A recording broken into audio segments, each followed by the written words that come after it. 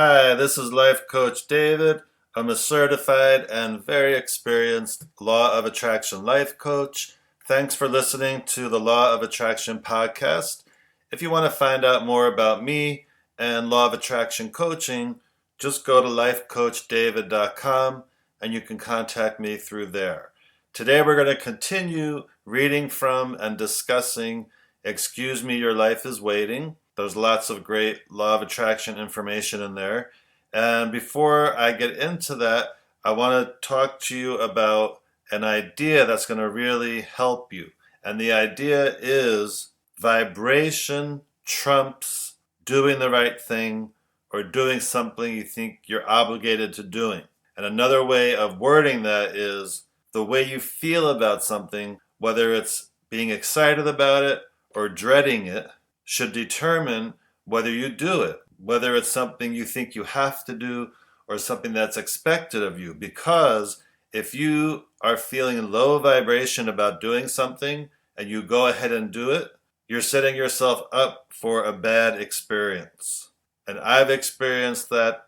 Clients of mine have experienced that. And it really teaches you that you have to trust your vibration. You have to get in touch with how high or low your vibration is when you go to do something. If it isn't in a good place, either don't do it or do a technique or two to lessen the resistance you have about doing something so that when you do it, it'll be more successful. And when I say lessen the resistance is all the fear, worry, doubt. How's it going to play out? How's it going to happen? When is it going to happen? All those low vibration thoughts and all those low vibration feelings, if that's there, then you've got to raise yourself vibrationally before you do the thing that you think you have to do so it'll be more successful. So I hope you understand that. If not, email me and I'll let you know more about it. But it's really important to get that. And now I'm going to continue reading from Excuse Me, Your Life is Waiting by Lynn Grabhorn. And it's been very interesting up until now. So this section that we're starting with today, which follows the last podcast, is called, But Where the Hell Is It? Okay, you're keeping your frequencies up, staying turned on to the guidance station, listening, getting your hunches, watching the synchronicity of events, but where in the Sam Hill is this terrific want of yours? How can I stay all revved up and excited about something when I keep talking, feeling, and flowing energy until I'm blue in the face, but nothing happens? If your want has not showed up in whatever you consider to be a reasonable amount of time, it simply means you've been more in the feeling place of not having it and less in the feeling place of having it. That's all right. You're not doing it wrong. You didn't lose the instruction book. The deliberate flowing of positive energy is so foreign to us that it can often seem to be an impossible task, while the resistant feelings we're so accustomed to, and therefore never notice, continue to dominate our day. That's when it's time to let it be okay. Just let it be okay that your want has not showed up yet. You know that it will, but it's perfectly normal that it hasn't yet. The ultimate goal, of course, is to stop seesawing with open valves, shut valves, open valves, shut valves. That's like calling a dog and telling him to stay at the same time. Everything jams to a halt. How then does one retain passion for something that hasn't shown up or happened? First, check out what you're flowing energy to. There's not much point in flowing energy to and manifesting more of any of your don't wants. Next, check out your intensity of energy flow. The greater your excitement, the more ardent your passion, and the more ardent your passion, the faster your manifestation. Ask your guidance for help with your passion and you'll get it. Next, check your repetitions. How often do you get yourself all jazzed up about what you want? If you had a great start, got all worked up about it for several minutes, and then never thought about it again, it may come someday, though it's doubtful. But if you keep yourself hyped up about it Talk about it several times a day to yourself, your parakeet, your roses, and embellish the story every time you do. You're not only keeping the momentum going, you're building it. Build the momentum.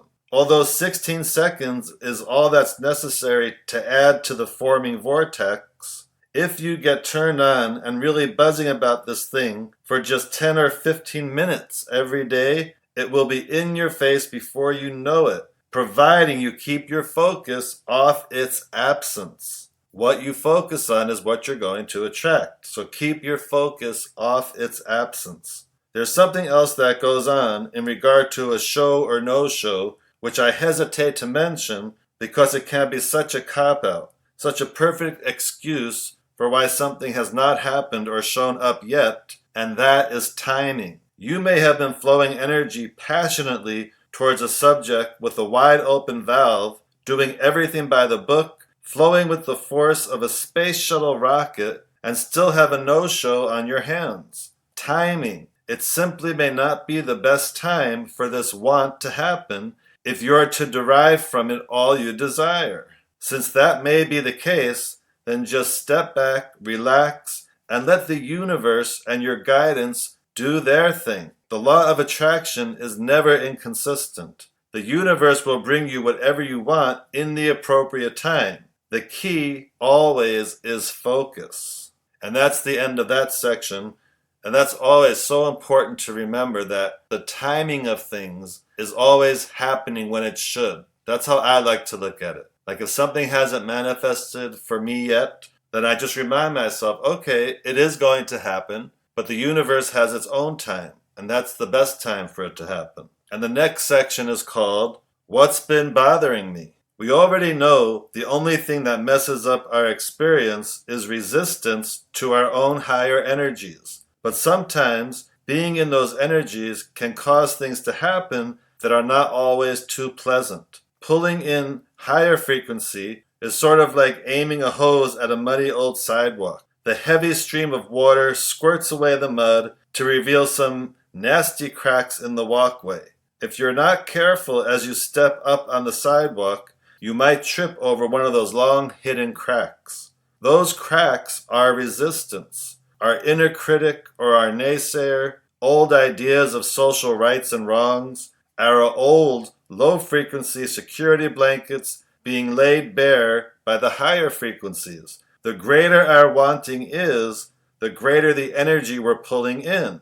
Just as the more forceful the stream of water is, the more cracks will be uncovered. All of a sudden, we feel rocky, vulnerable, exposed to the elements without protection, as what has been hidden away for so long surfaces to struggle for survival. Ultimately, what has been hidden will die away, but not without a fight. This can make for some rather bumpy emotional rides. Not to worry, there's a fast way out. The moment that you become aware that you're feeling a little shaky or off base, ask yourself, what's been bothering me? And keep at it until an answer comes, and it will. As you discuss this with yourself, whatever it is that has been uncovered to cause those unpleasant old feelings to reemerge will show itself in the form of an old belief, an old fear, an old don't want. Once you unveil whatever it is, if you'll just take 3 minutes a day to talk it out and talk it down, as in tender talking, talk it out and talk it down, talk it out and talk it down. Most of that fear will dissipate within 30 days, along with the unconscious resistance that's been blocking your wants. And the next session is called Passion is Creation. Passion. We've talked a lot about it. It's one of those words that sounds great, but what does it mean? How do we get it? And do we really need it? Here's your clue. Passion is creation. Contentment is swell, but passion makes it happen. Contentment is an open valve, a nice safe haven with no negative focus, a place of rest. But passion makes it happen. Passion is living. Passion is creation. Passion is about feeling your power. When negative conditions pop up for whatever reason, as they always will, because we require the contrast. Instead of talking about how tough things are, dig down and feel your power. You're not only connected to the force of well-being, you are that force. That force is life. That force is passion, and passion is creation. Passion comes from the excitement of having something in the making. Contentment, on the other hand, comes from looking at something already achieved, more like a satisfaction. Contentment is positive energy, true, but it's not the fuel. It won't take you anyplace. It's not an energy of creation. If you think you're lacking this most intoxicating of feelings, passion, check to see if you're still talking about or focused on a don't want. There's not a don't want in the universe that can evoke passion. For all that don't wants will ever get you is negative energy, closed valves, greater resistance, and more don't wants. Like energy attracts like energy. The more you focus on don't wants, the more you're going to attract. So here's yet another reason for giving more time to your want. For the more time you spend on it, the more passionate you will become, and passion is creation. Passion doesn't mean rah-rah cheerleading or spastically bouncing off walls. Sure, passion comes in various degrees of excitement and enthusiasm, but more important, passion is a strong inner knowing.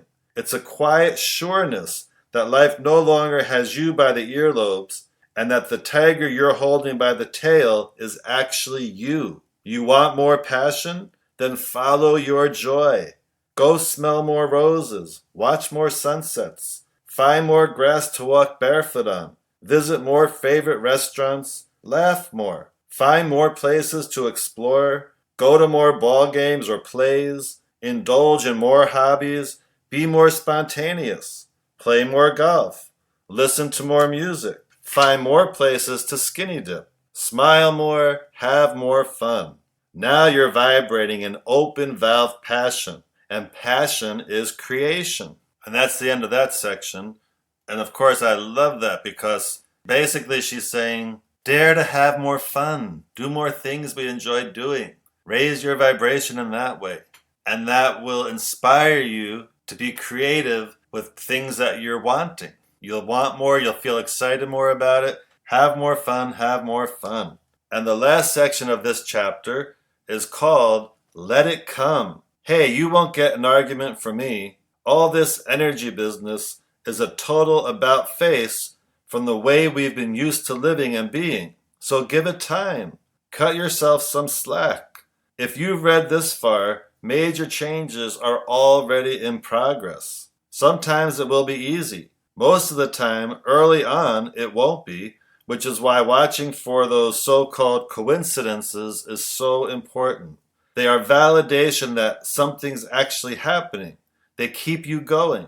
Mainly, just lighten up. Be natural. Get off your case for not being perfect. Pat yourself on the back for effort. Give yourself credit for wanting to take control of your life. You will sooner than you think. If you're spending some time each day talking about each of your wants, not worrying about if or when they're coming, not trying to force the how-tos of bringing them in, staying plugged into your guidance and following it without hesitation, those wants will come. By your own power, they must. You are not separate from the power of infinite well-being. You are not separate from the power of creative life force.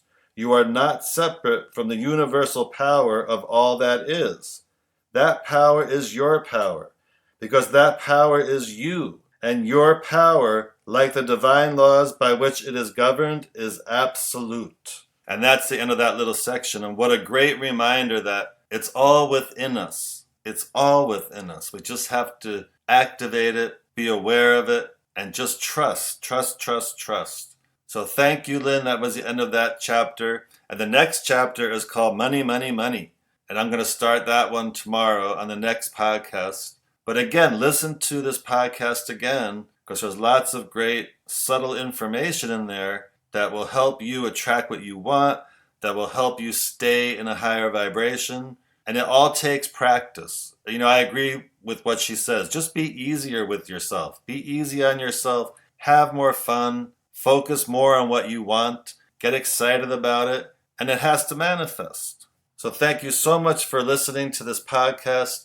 If you want some wonderful law of attraction coaching that will help you stay at a high vibration, that will help you attract what you want, please contact me through lifecoachdavid.com. If you have any questions you want me to answer on a future podcast, you can also email me at david@lifecoachdavid.com. Have a wonderful high vibration day.